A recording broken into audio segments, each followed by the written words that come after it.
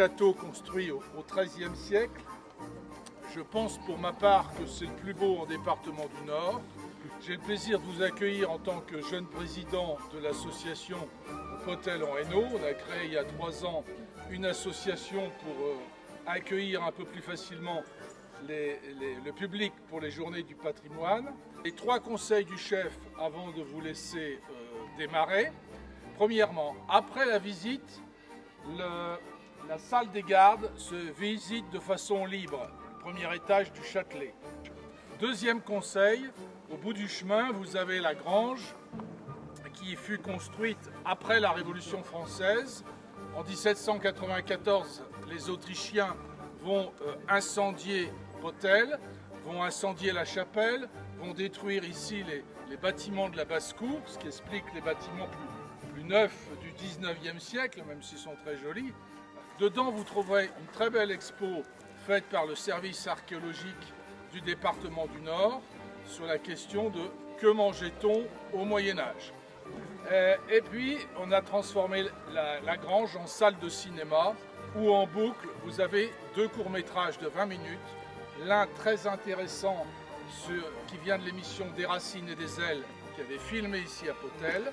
Donc ça, c'est très chouette à voir. Et l'autre qui est aussi très intéressant, on est complètement dans le thème national du ministère de la Culture qui nous a demandé de travailler sur les itinéraires.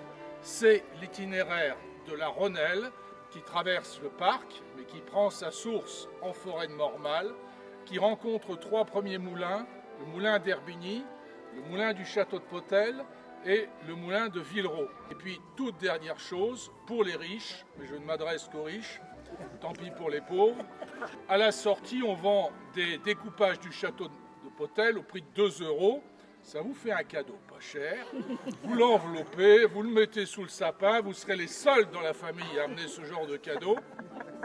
Et ça vous évite de dépenser en Playmobil et en Lego. Le patrimoine, vous le savez bien, c'est ce qui dépasse la finitude des êtres, c'est ce qui se transmet.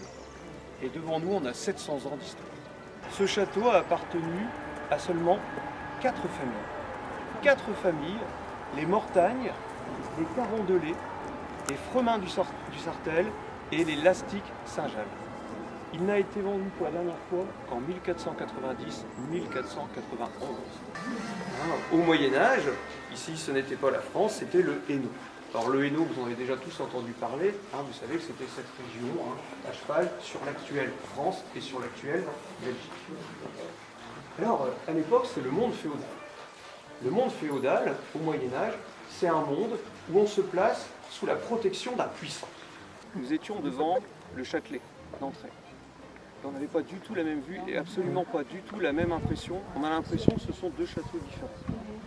Alors évidemment, on peut s'interroger et nous demander pourquoi. C'est évidemment les évolutions, tout simplement des choix qui ont été faits par les propriétaires. Alors la première chose, pourquoi on a cette vue?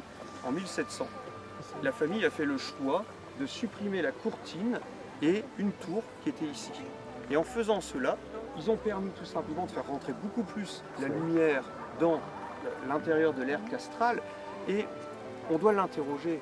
Ça nous montre tout simplement que la fonction de défense, elle n'a plus de sens. Il y a peut-être une chose qui est assez facile à voir. Il y a une aile pour laquelle il y a un étage qui a été complètement supprimé. C'est facile à voir, je pense. C'est sur ma droite. Donc là, il faut savoir qu'à l'origine, c'était les écuries. Donc on avait les écuries, on avait le four à pain, et vous devez imaginer qu'il y avait encore un mur derrière. Et puis, si vous regardez, vous en doutez bien, ces grandes fenêtres ouvertes, elles n'existaient pas au Moyen-Âge, elles ont été rajoutées après. Ça ne sert à rien de faire un mur d'1,50 m si c'est pour mettre une grande fenêtre, vous êtes bien d'accord. Donc ça a été rajouté au XVIIe et au XVIIIe siècle.